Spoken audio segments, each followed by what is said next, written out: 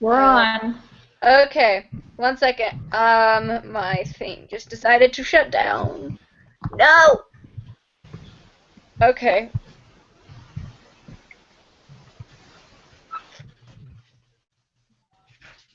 Okay, so we're going to be talking about the questions here, and I have them now all up. It says, the first question is, what threats to children and families did Elder Holland mention? How has Babylon influenced the development of the threat to children and families that, you have chosen to address?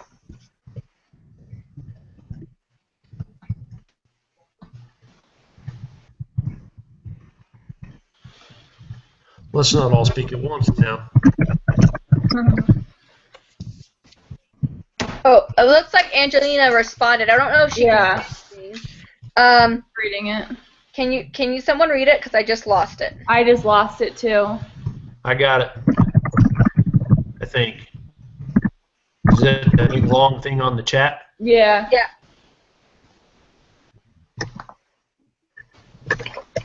All right, these are my responses to the questions that are assigned for this assignment. What threats to children and families did Elder Holland mention? How has Babylon... Oh, that's just a question. The threat that Elder Holland focused on his talk was of checking your religion at the door. Babylon influenced the children and families by trying to enforce a person to check their religion at the door in order to be accepted, liked, popular, etc. How Satan works is to slowly influence people to stop practicing and protecting their morals until they altogether have given up on or forgotten their beliefs and testimonies.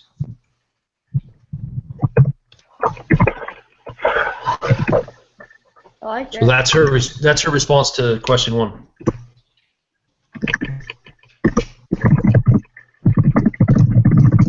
What do you think, Rich?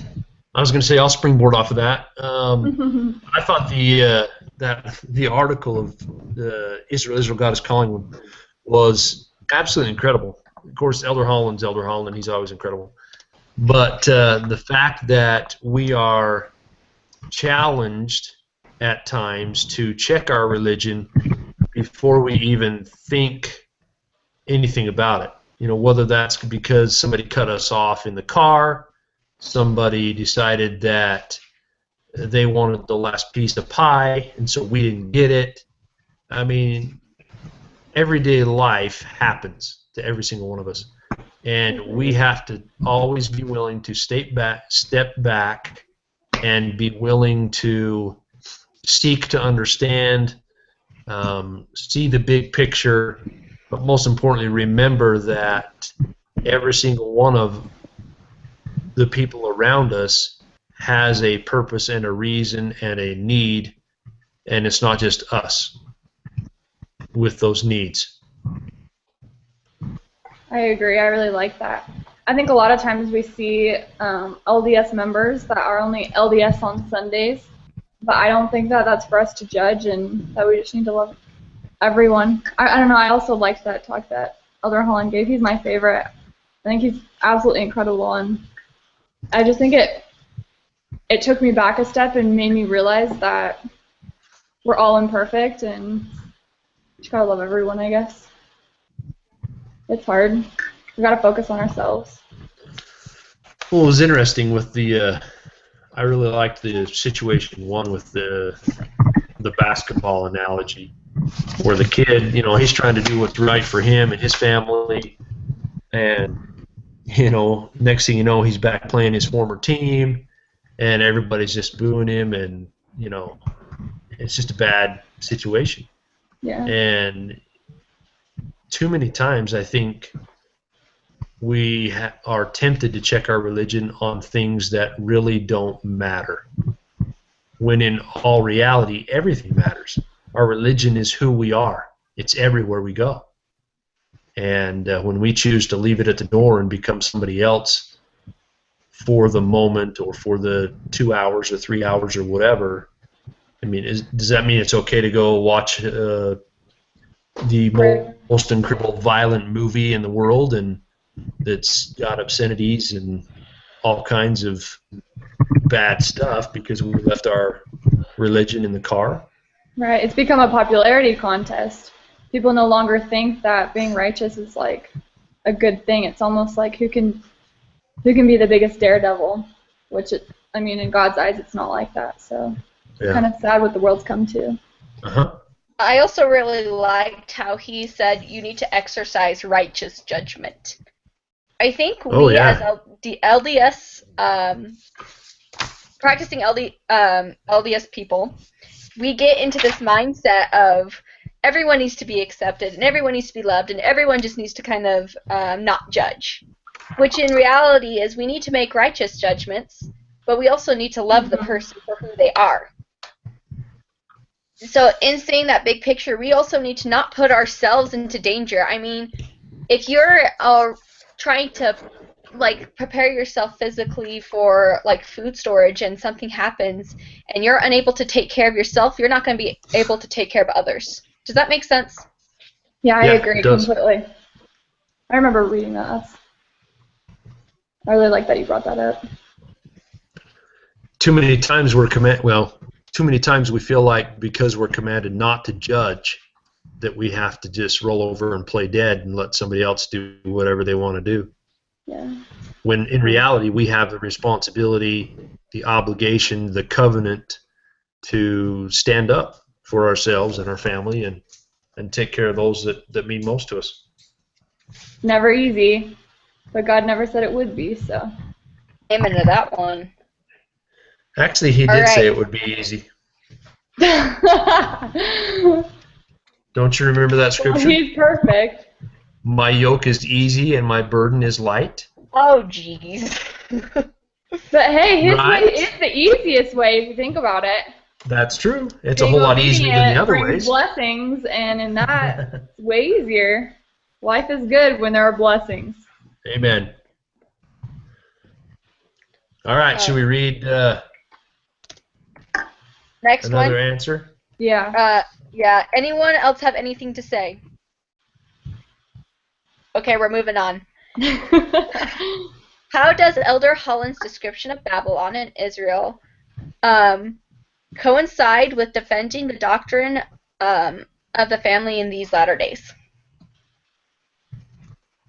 All right, Angelina says Babylon versus Israel occurs today. It now known as the battle between the world, non-believers, and Christianity. Satan is constantly at war, striving to lead the children of God astray and especially destroy families. There's a line in the article that I love about what Elder Holland shared about how much love someone should have for another, especially a parent for their child. No one would fault a parent who says children must eat their vegetables or who restricts a child from running into a street roaring with traffic. So why should a parent be faulted who cares at a little later age what time those children come home at night, or what the moral and behavioral standards of their friends are, or at what age they date, or whether or not they experiment with drugs or pornography, or engage in sexual transgression? No, we are making decisions and taking stands and reaffirming our values, in short, making intermediate judgments all the time, or at least we should be. Great point. I love that. That was Angelina? Yeah. Thank you, Angelina. That was awesome. Really good. That was so good. Couldn't have She's said writing. it better myself. Angelina, I'm sorry if I'm putting words in your mouth, but you wrote them so well. She continues on. Eternal gospel standards, values, and commandments should be defended because they are of great worth and bear eternal consequences.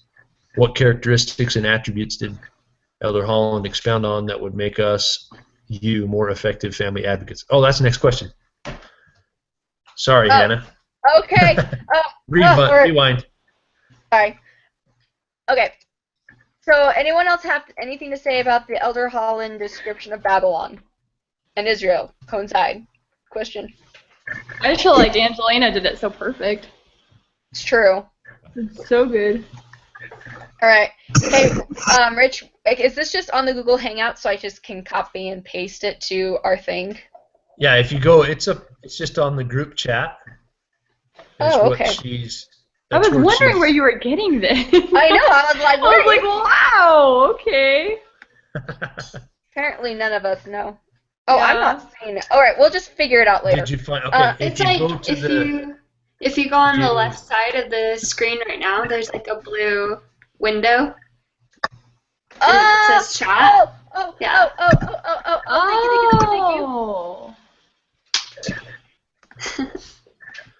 Thanks, Nicole. Yeah, you're There welcome. you go.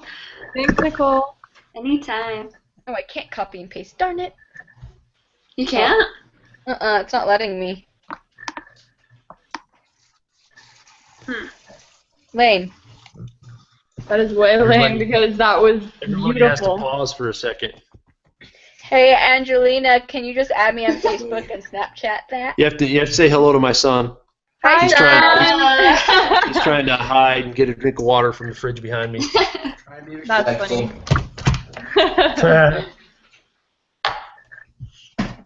Let me- All right.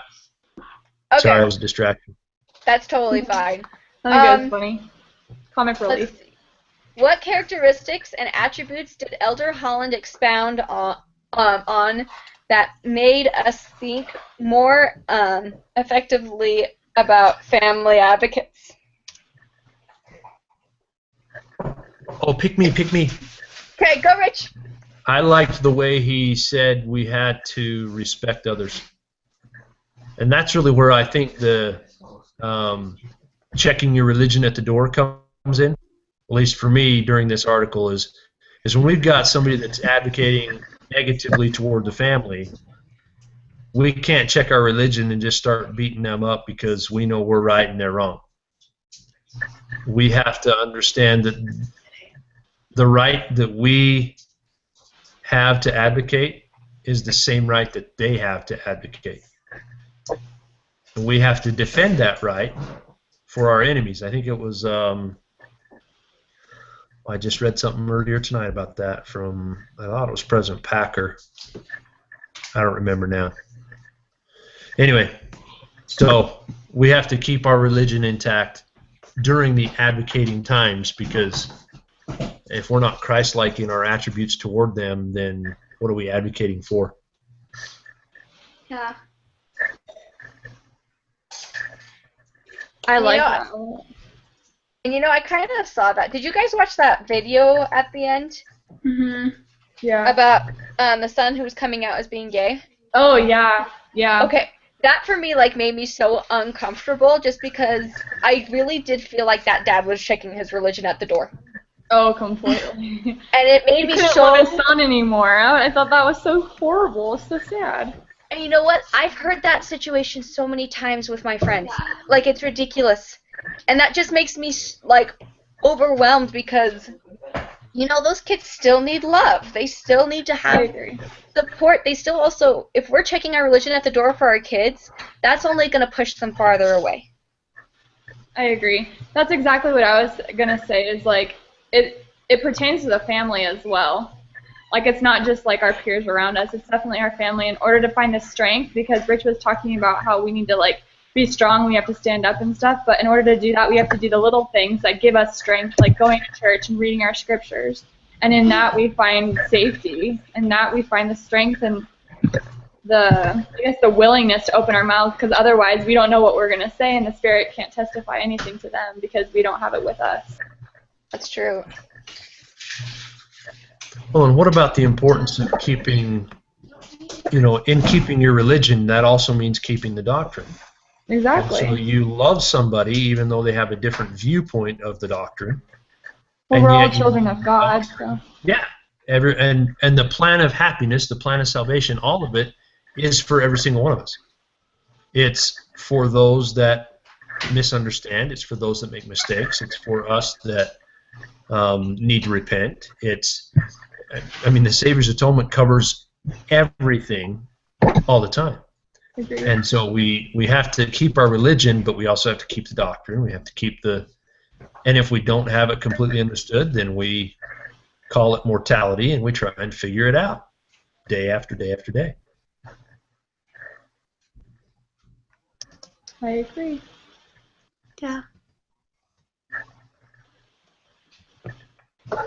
Next question? Wait 1 second. Okay. Bye. I'm sorry, my bad. Okay. So next question. Oh, it sounds like Angelina sent something. Yay! Okay, so the next question is, according to what you have learned from Elder Holland's talk, what obligation, if any, do you have in a scenario like the one in the video below? Oh, okay, read Angelina's and then I want to comment. Angelina did say that she has all of this posted on iLearn. You're beautiful! All right, I'm trying to find it.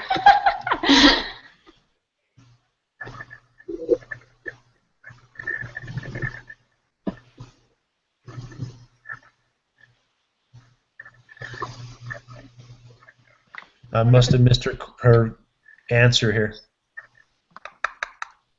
Let me see. Wait, whose answer? Angelina. Angelina's. Oh, sorry. Sorry, Angelina. I can read it if you want. I think I see Go it ahead. right here. If you found it, go for it. Okay, it's about the restaurant, right? Like if you were a Yeah. customer. Okay. Yep. Yeah, she said, if I was a customer at this restaurant and observed this father-son exchange, all that I could really think of is the commandment to love one another.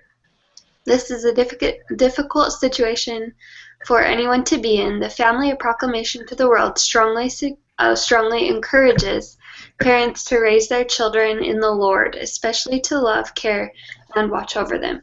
There always will be some situations where parents have no control over the homosexuality.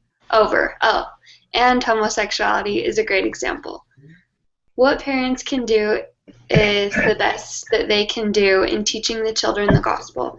Parents cannot give their children faith, belief, or a testimony. They need to do their part in obtaining it for themselves. Every one of us has our agency. What a parent can do for their loved ones who are struggling is to still love, care, and watch over them, as well to continue being a good example, serving them, continue being faithful, and keep them in your prayers. It's true. Yeah, I really like her response. Definitely. And you know, I think it just kind of goes back to just like what we were saying before is loving them.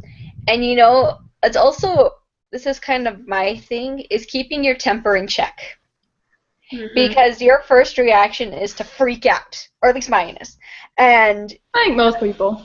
and I think we need to just kind of say, all right, you know what, this is a situation I can either react and make it worse, or I can take a step back, calm myself down, and then react.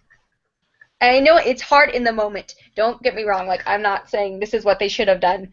I'm just saying that's something that I would struggle with doing, too. Yeah. But I think taking that step back would have made the situation 10 times easier when it comes to a scenario like this that was portrayed. Yeah, I think that a lot of times we react too quick, but I think that if we take a step back and react a little bit slower and think about what we're going to say first, we can save that relationship. Because if you react too fast and you say something you regret, you're definitely putting that relationship on, you're just taking a huge risk of losing a son practically. You're going to lose a family member that could potentially never talk to you again, which would, I think, in the end be a lot worse than having a son that's a little bit confused that could maybe seek help. I don't know. You just Well, walk them through even- it. It's not about like the confusion. Like, if that's how they were feeling, that's how they're feeling, and it Right. comes down to if they're going to decide to live the gospel or not. I mean, if my son came out and he said he was openly gay, that's totally fine. It's, are you going to live the gospel or are you not? Yeah, okay. Yeah, I like that. Because I look at it no differently than if somebody comes to mom and dad and says, I'm pregnant, or I've Amen. been stoned for the last 4 weekends, or I love How alcohol, react. Yeah. or, I mean, whatever the vice may be. Yeah. That's it. I dummy it down to that for me. That's what same-gender attraction is. It is a temptation. It is a tool of the adversary. It is something that, just like drugs, pornography, you name the vice, you name the addiction. It's a struggle that people have to deal with. And it does come back, Hannah, to exactly what you said. Are you going to live the gospel or are you not? Because you can't do both. You can't check your religion at the door and be an alcoholic. and then on Sunday go and take the sacrament, or bless the sacrament after the party on Friday night, or whatever. Yeah. I mean, no. You have to make the choice to live the gospel. Yep. It's a commandment from God. Love thy neighbor. There you go. Don't question it. Truth. All right. Let's see. If you were a customer at this restaurant and observed the father-son exchange, what principles or attributes did Elder Holland teach that you should you should teach to guide your response? And I think that just comes back to, like we were saying before, say that you love him. Just, that he's going through a tough time, and if you are going through the same thing, you want the same thing. You want to make sure that you still love your child for who they are. You don't love the sin, but you love the sinner. Correct. It's not like we haven't sinned ever. Yeah. Right. Mandy wrote on here this great analogy of the woman who was caught in adultery, and Christ said that the first person without sin should throw the first stone. So yeah, we've all been there. But at the same time, look at what Christ did. When that woman was brought in, he didn't pay any attention to her. He went down and he started writing in the dirt. Why? I've wondered that for a long time. My idea is that he wanted the attention on him, not on her. He loved her that much already. And so here she is thrown at his feet. He starts drawing in the ground to get everybody to look at him away from the adulterous woman, so that then he could then love her for who she truly was, not for what she was doing. I love that. I've never thought of it like that. That was good. Yeah. Have you thought that one up for a while, Rich?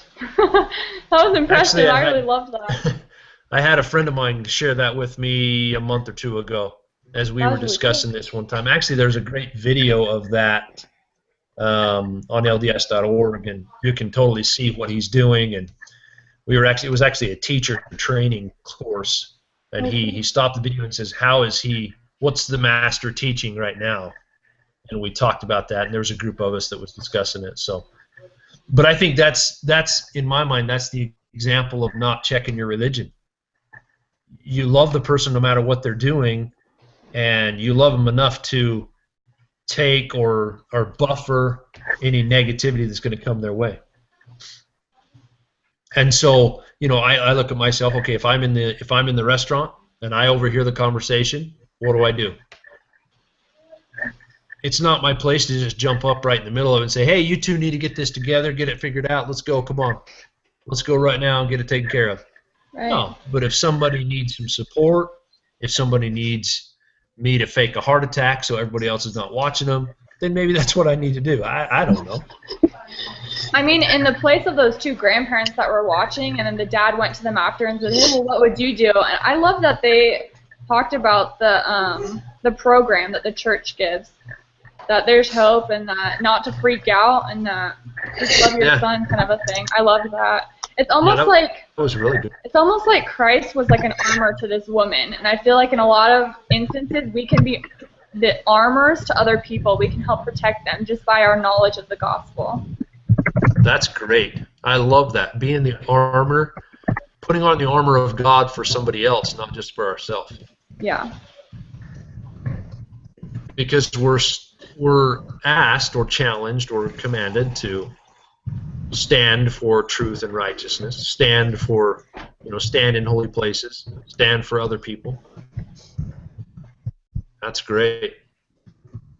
Have you thought of that for a long time, Mariah, or is that just right now? It just came to me right now. I don't know. I was feeling something. I was feeling some kind of way. That's doing homework by the Spirit right there. There you go.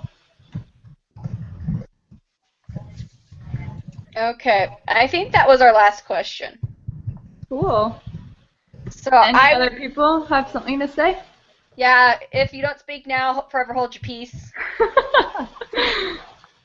All right, so we got to have some kind of a 2-minute summary or whatever.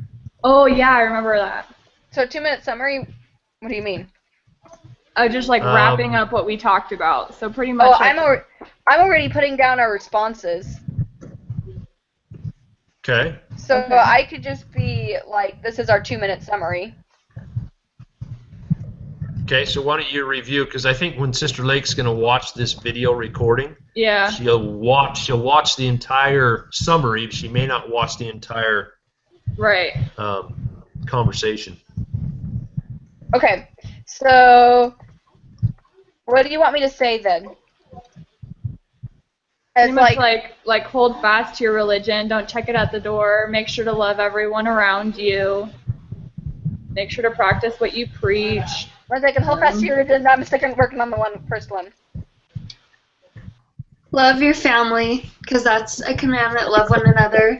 Yeah. We have the proclamation to do that. I agree.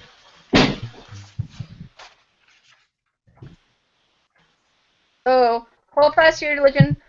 Love your family. Refer back to the family, a proclamation to the world. Mhm. Wait, Hannah, I don't think you have to write this. I think we just have to say it for the video. Oh. Okay. That's correct. Well, I'm like If trying to you like wanna write it all write it- down. Thanks, Hannah. You're the best. I'm like, You're like reviewing exactly what we're saying. I'm like, I wonder if she's writing it. that's why I was like, why And I are we think- going so fast? No, it's just because, yeah, we just have to say it so she understands what we talked about. I Okay. think that's a pretty good summary. Everybody, you know, keep your religion in check, but don't check it at the door. There you Jesus go. loves you. That's The church is true. Treat others like you would want to be treated. Yeah. And I think we're supposed to all say our names so that she knows Oh, yeah. who's on the call. Like, oh. So I'm Rich is Hannah. present. Hannah Arnold here. Mariah Michaelis. Oh, and Angelina is here, but she's just typing. Okay, Angelina's here. And Nicole Anderson.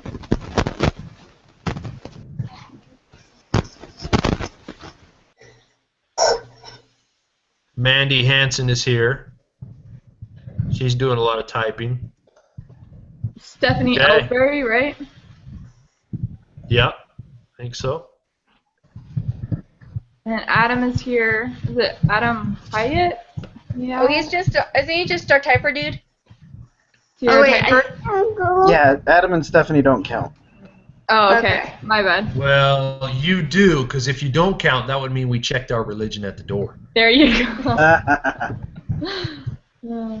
That's funny. All right. Okay, well, hopefully we can start faster next week. I Well, we copied and pasted everything in a Word document, so hopefully I can figure it out faster next week. Sorry Well, about that, guys. Hey, Mariah, there's a great, if you go on to the class course schedule, and Yeah. go down to Google Hangouts on Air, there's a lot of instructions I noticed as I was trying to find our Yeah, I group was for sort- I Google was- Hangouts on Air.